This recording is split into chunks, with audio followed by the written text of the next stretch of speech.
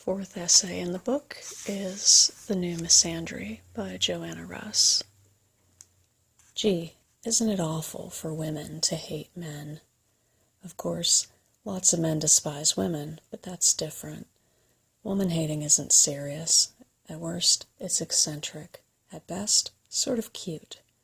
Women-haters, many of whom are women, can express themselves all over the place, as the latest cartoon about women drivers reminds me, but man-haters have fewer opportunities. Man-hating takes self-control. Besides, man-haters are in the minority. For every Valerie Solanas, how many rapists, how many male murderers are there? What male reviewer found Hitchcock's Frenzy 1/20th as revolting as Solanas' Scum Manifesto? Of course, Solanas went out and did it, but then so do many, many men. In the small town I live in, there were several incidents of rape last year, and a common response to them was laughter. Alas, it's nothing new for the oppressed to be solemnly told that their entry to heaven depends on not hating the oppressor. Labor is supposed not to hate management, and black is not supposed to hate white, because hatred is bad. It's a fine case of doublethink. Watch. 1. You do something nasty to me. 2. I hate you. 3. You find it uncomfortable to be hated. 4. You think how nice it would be if I didn't hate you. 5.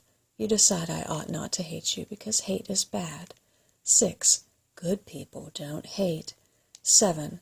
Because I hate I am a bad person. 8. It is not what you did to me that makes me hate you. It is my own bad nature. I, not you, am the cause of my hating you. For some reason, misandry, a fancy word for man-hating, is a very loaded topic. People even talk as if hating men meant murdering all of them right away, as if there were no difference between feelings and acts. Man-haters are people who feel a certain way, not even all the time, believe it or not. They aren't instant murderesses.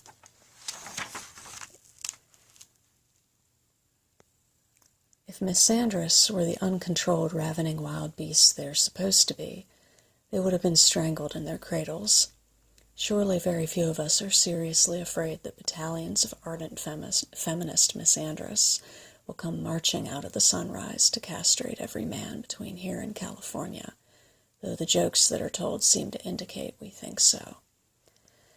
Does Betty Friedan really think this will happen? Obviously not.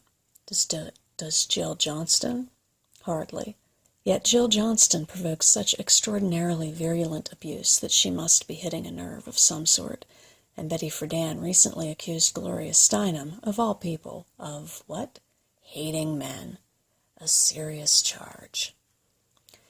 Feminists who want feminism to be respectable are afraid the radicals will go too far. That is, man-hating gives the show away. We aren't merely liberals, our complaints are drastic. We're demanding, not asking. We're breaking the mold in the most thorough way possible. We really mean it. That is why man-hating is used as a red herring. It's such a loaded charge. Movement women who come down hard in public on misandry are afraid of male backlash. They want men's and women's cooperation. They want acceptance. They want popularity.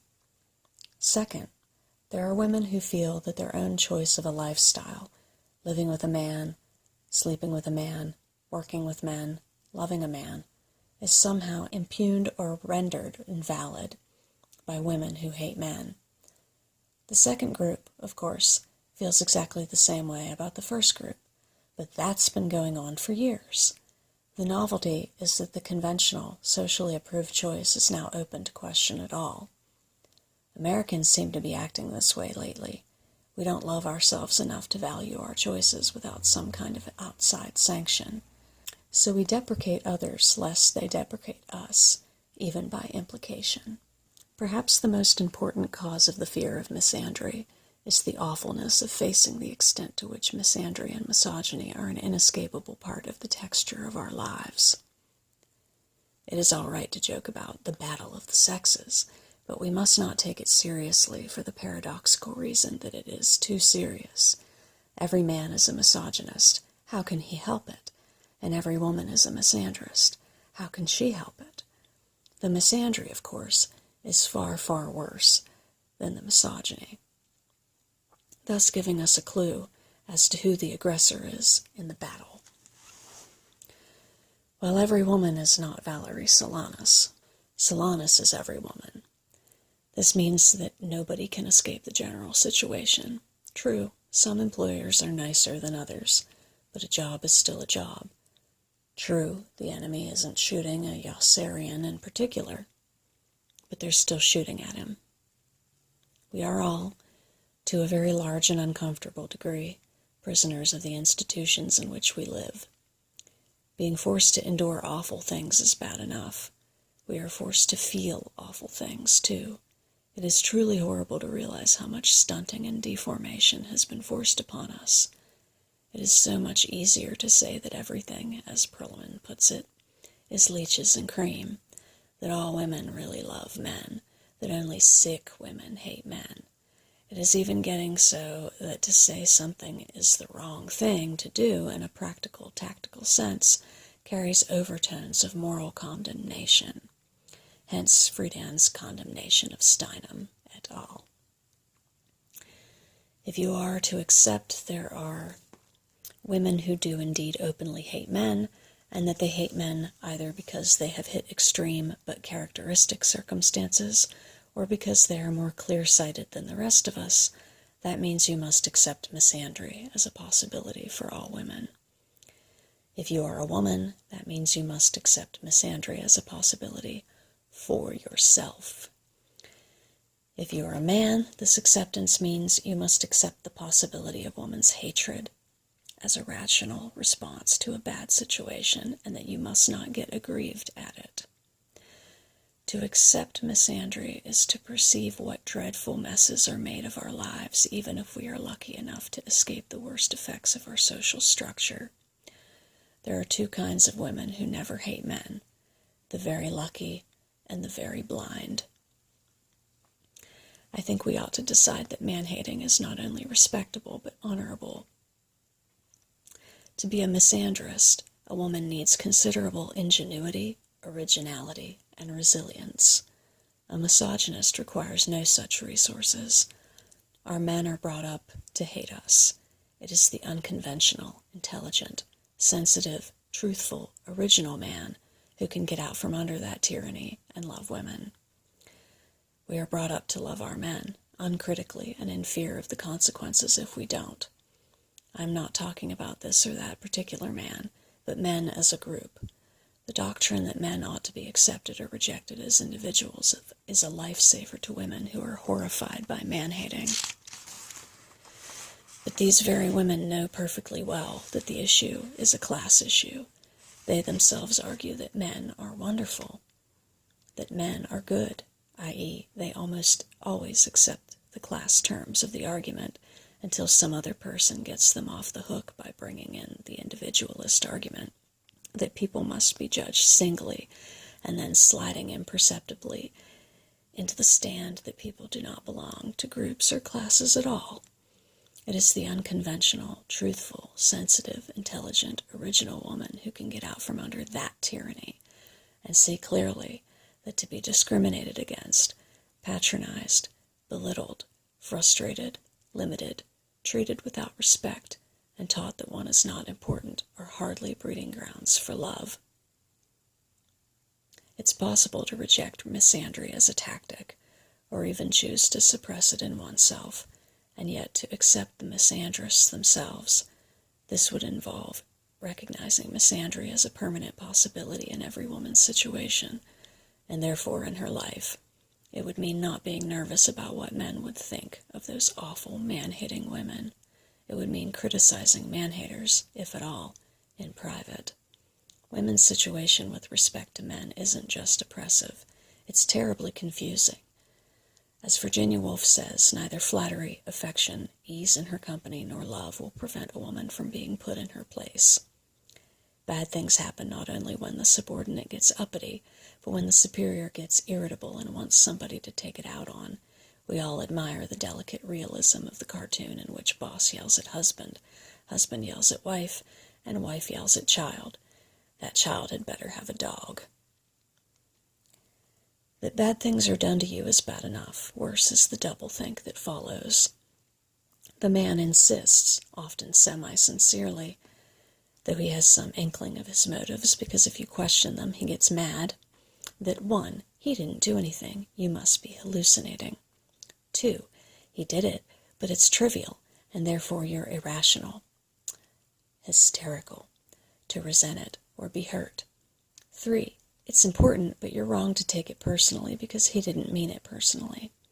4, it's important and personal, but you provoked it, i.e., it's your fault and not his.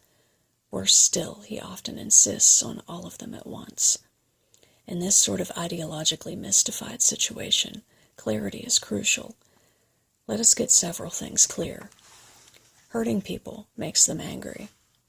Anger turns to hate when the anger is chronic and accompanied by helplessness.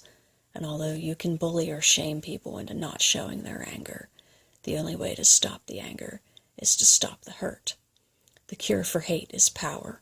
Not power to hurt the hurter, but power to make the hurter stop.